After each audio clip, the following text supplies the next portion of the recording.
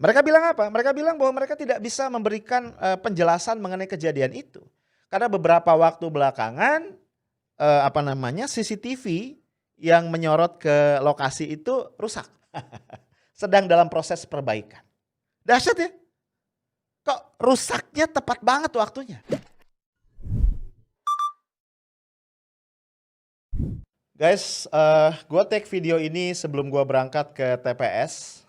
Lupa ya, sekarang tanggal 9 Desember 2020, hari di mana pemerintah memutuskan bahwa pilkada serentak tetap lanjut. Gue warga Depok dan gue berkewajiban untuk ikut memastikan bahwa 5 tahun ke depan Depok tidak dipimpin oleh orang yang gak jelas. Gue sempat sakit beberapa hari sehingga gue gak take podcast ya. Ada peristiwa korupsi benur di situ ya, kemudian ada juga korupsi yang lebih parah yang dilakukan oleh Mensos yang mulia Juliari Peter Batubara, kader Partai Demokrasi Indonesia Perjuangan. Gila, yang dikorupsi adalah dana bansos. Iya sih, cuma ngutip Rp10.000 dari setiap paket dana bansos tadi, tapi jadinya 17 miliar. Ya diduga konon seperti itu ya. Ya oke lah, azas praduga tak bersalah. Belum gua ngomong masalah itu, ternyata ada peristiwa yang lebih dahsyat, yaitu wafatnya 6 orang Laskar Front Pembela Islam yang saat itu sedang bertugas mengawal Habib Rizik Syihab.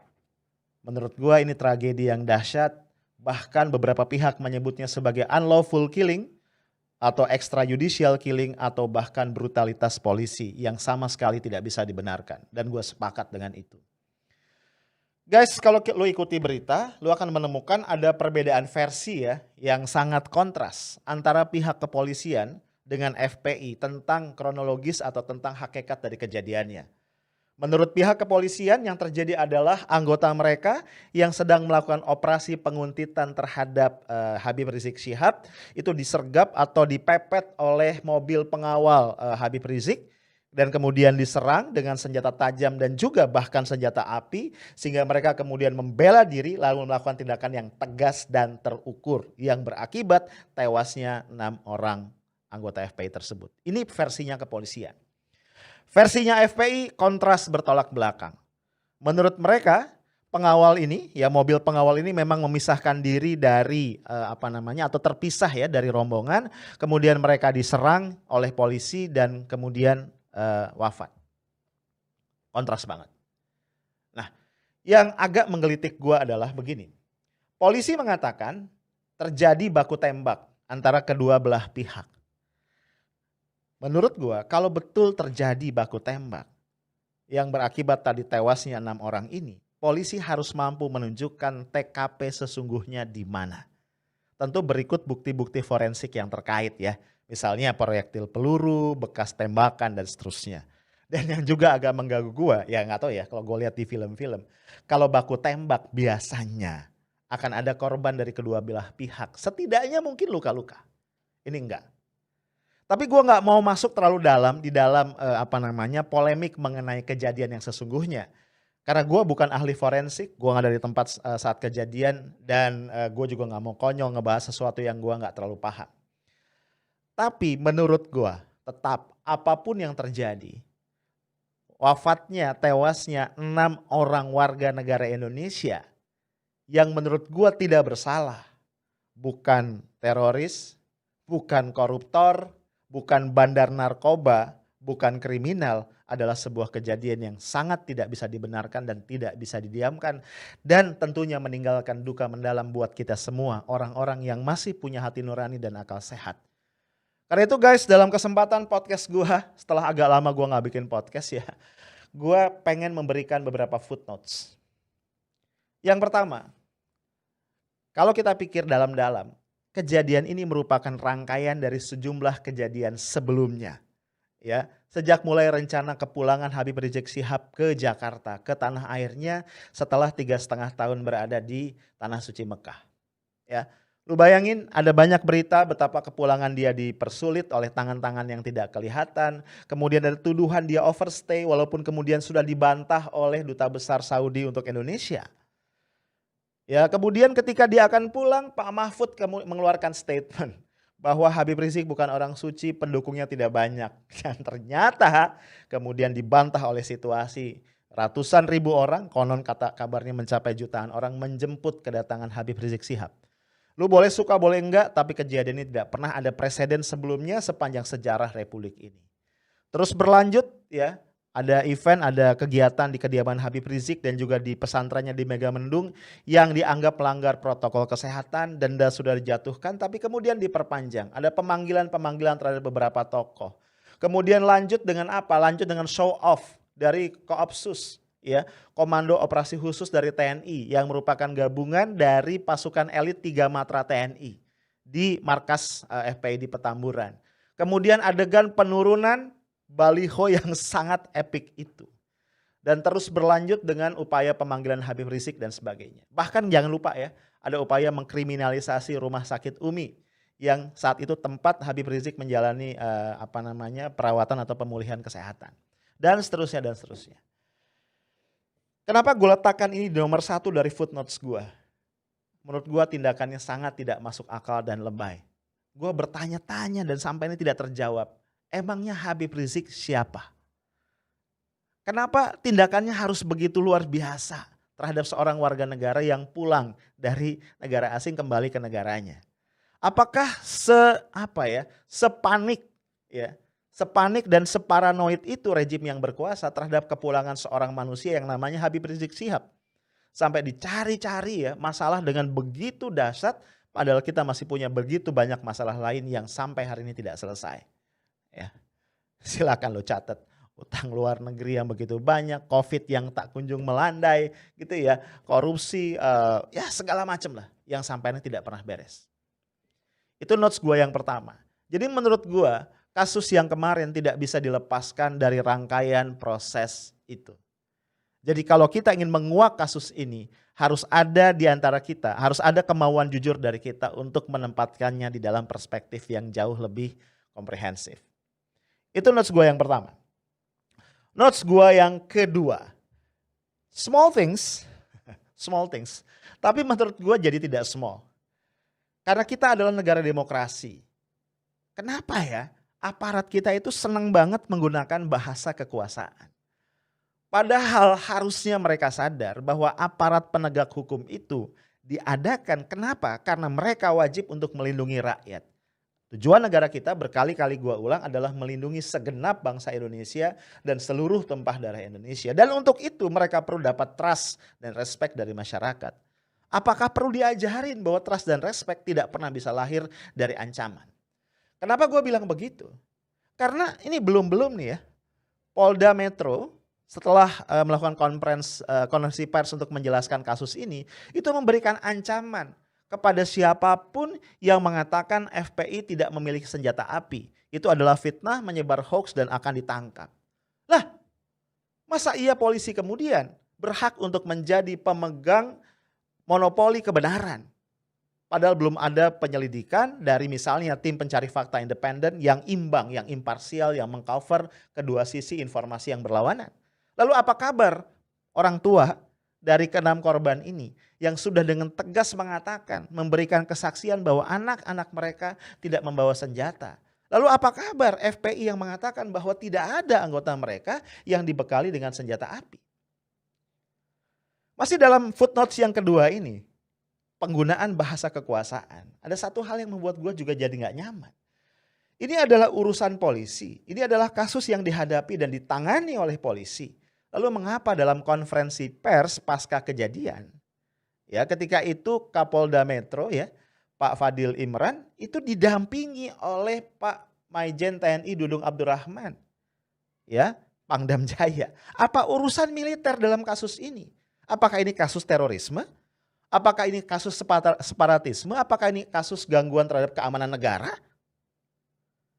Nah, hal-hal seperti ini ya, bahasa nonverbal seperti ini yang menurut gue adalah bahasa kekuasaan. Bahasa menakut-nakuti yang tidak layak dilakukan dalam sebuah negara demokrasi. Itu footnotes gue yang kedua. Ini gue banyak nih ya punya footnotes ya. Footnotes gue berikutnya. Gue ini ketawa sedih ya. Kayak emang jalan tol di Indonesia itu ya. itu suka ini ya, suka bandel, suka iseng. Tiba aja tuh CCTV-nya mati gitu loh. Dan ini bukan kejadian pertama. Jadi nggak lama setelah kejadian ini ya, manajemen dari Jasa Marga, pengelola jalan tol itu bikin konferensi pers. Mereka bilang apa? Mereka bilang bahwa mereka tidak bisa memberikan penjelasan mengenai kejadian itu. Karena beberapa waktu belakangan CCTV yang menyorot ke lokasi itu rusak. Sedang dalam proses perbaikan. Dahsyat ya. Kok rusaknya tepat banget waktunya? Mau disebut kebetulan? Ya kita nih sebagai publik belum lupa. Beberapa waktu yang lalu masih konteksnya kasus Habib Rizik. Ada seorang pakar IT ITB, kalau saya nggak salah namanya Pak Hermansyah ya.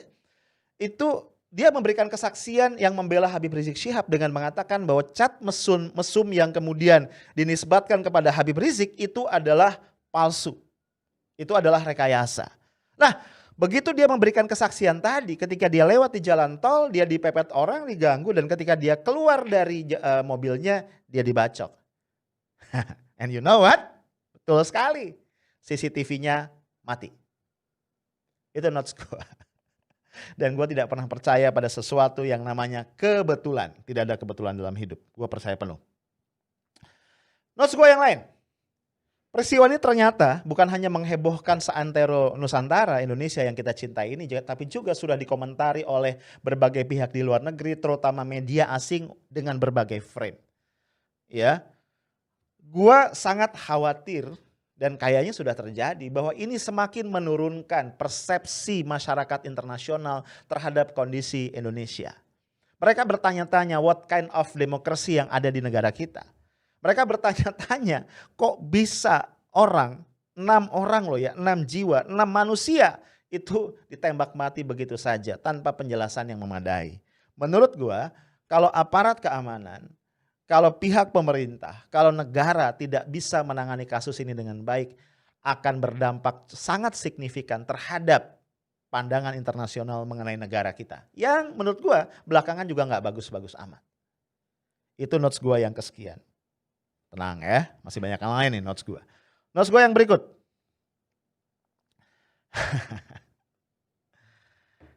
Ketika seorang penyanyi yang namanya Glenn Fredly meninggal dunia, Pak Jokowi dalam hitungan waktu yang sangat singkat menyampaikan bela sungkawa atas wafatnya Glenn Fredly. Oke, satu orang wafat dengan wajar karena penyakit yang sudah dideritanya. Dan Glenn Fredly ya gak mudah-mudah amat juga ya. Sudah cukup lama menikmati dunia, ya cukuplah. Tapi gua tidak mendengar ada ucapan bela sungkawa yang tulus dari Pak Presiden atas wafatnya 6 orang warganya. Bahwa mereka anggota FPI, bahwa mereka datang dari pihak yang berseberangan dalam politik dengan beliau, bahwa mereka adalah orang-orang yang mendukung Habib Rizik Syihab, menurut gua tidak relevan untuk kita bicarakan dalam konteks ini. Karena mereka adalah warga negara dan mereka punya presiden yang namanya Pak Jokowi. Dan menurut gua dalam peristiwa yang sangat high profile seperti ini, seharusnya Pak Presiden Jokowi menunjukkan sisi kemanusiaannya, menunjukkan sisi kenegarawanannya dengan menyampaikan bela sungkawa yang sedalam-dalamnya, seraya menjamin kepada pihak keluarga bahwa hak-hak korban untuk mendapatkan keadilan itu dijamin oleh beliau kembali sebagai kepala negara. Tapi sayangnya gue gak mendapatkan pernyataan itu sampai detik ini. Sebagaimana juga, sorry ya, gue tidak mendapatkan itu, ya mungkin gue gue gak ngebaca atau gue gak ngeliat. Gue gak mendapatkan pernyataan bela sungkawa dari istana, pernyataan yang mendalam, yang deep condolences, yang tulus ya, mengenai wafatnya ratusan, hampir 1000-an ya petugas KPPS di dalam pemilu 2019. Ya di dalam Pilpres 2019. Atau juga terhadap wafatnya ratusan tenaga kesehatan dalam perang melawan COVID-19. Gue bertanya-tanya, kenapa seorang penyanyi yang notabene merupakan pendukung Pak Presiden begitu penting untuk mendapatkan ucapan bela sungkawa. Tapi rakyat yang lain termasuk 6 orang anggota FPI ini seolah tidak penting untuk mendapatkan hal yang sama. Itu notes gue. Notes gue yang berikut, gue bertanya-tanya, kemana ya Pak Mendagri? Kemana ya Pak Menko Polhukam? Kenapa tidak ada suara dari mereka? Padahal mereka termasuk orang yang sangat bertanggung jawab mengenai kondisi keamanan dalam negara kita. Kenapa tidak ada yang bicara? Kenapa pihak istana tidak menunjukkan sikap memberikan penjelasan dari perspektif mereka? Perkara perspektif itu sesuai dengan keinginan publik atau tidak adalah urusan lain. Setidak-tidaknya publik ingin mendengar apa yang merupakan kata dari istana. Nah, terkait dengan notes ini juga, yang paling mengganggu gue adalah mengapa tidak ada sedikit pun suara dari Pak Prabowo Subianto, Menteri Pertahanan kita. Menurut gue Pak Prabowo punya hutang untuk memberikan statement. Kenapa? Jangan lupa Pak, ini gue ngomong langsung sama Pak Prabowo. Pak Prabowo tidak boleh lupa bahwa Habib Rizik Syihab adalah salah satu tanda kutip pemegang saham yang memungkinkan Bapak maju nyapres di tahun 2019 yang lalu. Dan publik tidak pernah lupa begitu banyak jejak digital, betapa Pak Prabowo begitu akrab, dekat, hangat dengan Habib Rizik Syihab. Ya. Bagaimana Pak Prabowo misalnya mengatakan dengan berapi-api bahwa Bapak sendiri yang akan menjemput Habib Rizik Syihab dari Mekah kalau Bapak menang sebagai presiden. Dan yang lebih mengganggu perasaan gue adalah Pak Prabowo bilang ketika Bapak memutuskan untuk masuk ke kabinet, menjadi Menteri Pertahanan di kabinet Pak Presiden Jokowi. Alasannya Bapak mengatakan apa? Bapak ingin antara lain agar keterbelahan masyarakat ini bisa diakhiri. Bapak mengatakan keputusan yang berat itu Bapak ambil demi kemaslahatan bangsa dan negara agar persatuan bangsa bisa kembali dipulihkan. Tapi apa yang kita lihat? Masyarakat semakin terbelah dengan tindakan-tindakan yang tidak menunjukkan imparsialitas negara terhadap warganya. Bagaimana kemudian alat-alat negara digunakan justru menekan kelompok-kelompok yang berseberangan dengan pemerintah. Pertanyaan saya, di mana suara Pak Prabowo? Bahkan saya sebelumnya sudah sangat kecewa ketika ada korupsi Benur misalnya, ya, Bapak tidak mengucapkan sepatah kata pun secara langsung. Hanya ada beberapa kata in English yang dikutip oleh Pak Hasim Joyo Hadikusumo yang mengatakan betapa marahnya Bapak kepada Edi Prabowo atas apa yang dia lakukan. Tapi kita tidak pernah tahu redaksi kalimat dari Bapak seperti apa. Kita ingin dengar Pak Prabowo bicara. Tapi mungkin harapan saya terlalu jauh karena Bapak memilih untuk diam. Guys, notes gue masih banyak. Tapi notes gue yang paling mendasar adalah 6 orang yang wafat adalah manusia. Gue sebutin satu-satu ya. Yang pertama adalah Andi Oktiawan, 33 tahun. Kemudian Ahmad Sofian, 26 tahun. Faiz Ahmad Syukur, 22 tahun. Muhammad Reza, 20 tahun. Lutfi Hakim, 25 tahun. Muhammad Suci Kadafi, 21 tahun. Guys, 6 orang anak muda yang harusnya masih punya masa depan yang panjang dan cerah. 6 orang anak muda yang hanya mencoba untuk mengekspresikan kecintaan mereka kepada pemimpin yang mereka percaya. Habib Rizik Syihab. Lalu mereka tewas, mereka wafat, mereka syahid, dan sampai hari ini penjelasannya tidak memuaskan bagi kita dan terutama bagi keluarga. Mereka adalah anak dari ayah dan ibu mereka, cucu dari kakek dan nenek mereka, saudara dari kakak atau adik mereka, sahabat dari teman-teman mereka, murid dari ustadz yang ngajarin mereka ngaji. Mereka adalah manusia yang punya keluarga, punya sahabat, punya orang-orang yang mencintai.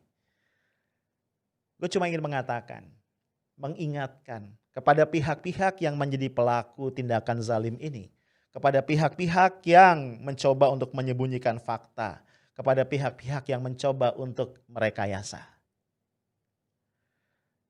Bayangin, kalau orang-orang yang tersakiti, kalau orang-orang yang terzalimi itu kemudian menadahkan tangan ke langit kepada Allah Tuhan yang Maha Kuasa, maka tidak ada hijab antara doa mereka dan Allah yang Maha Kuat, dan ketika Allah mengabulkan doa itu akan dahsyat akibatnya. Gue jarang mengutip ayat, mengutip hadis, mengutip dalil karena gue bukan ustadz. Cuman gue tahu ada sebuah hadis yang mengatakan bagi Allah Subhanahu wa Ta'ala, ketika ada seorang beriman itu tertumpah darahnya dengan cara yang tidak hak, adalah lebih ringan jika dunia dan seisinya ini hancur ketimbang itu terjadi. Gua tahu ada sebuah hadis yang mengatakan bahwa neraka jahanam adalah tempat kembali yang layak bagi mereka yang menumpahkan darah orang yang beriman. Gue cuma ingin mengatakan, hati-hati. Kita bisa merekayasa sesuatu di dunia, tapi keadilan Tuhan tidak akan pernah bisa kita abaikan. Sekali lagi kita sampaikan duka cita mendalam atas 6 orang yang wafat ini. Semoga Allah berikan tempat terbaik bagi mereka. Dan semoga Allah segera kuatkan kebenaran dan bangsa ini menemukan jalan keselamatan. Stay tough, smart and professional. Assalamualaikum warahmatullahi wabarakatuh.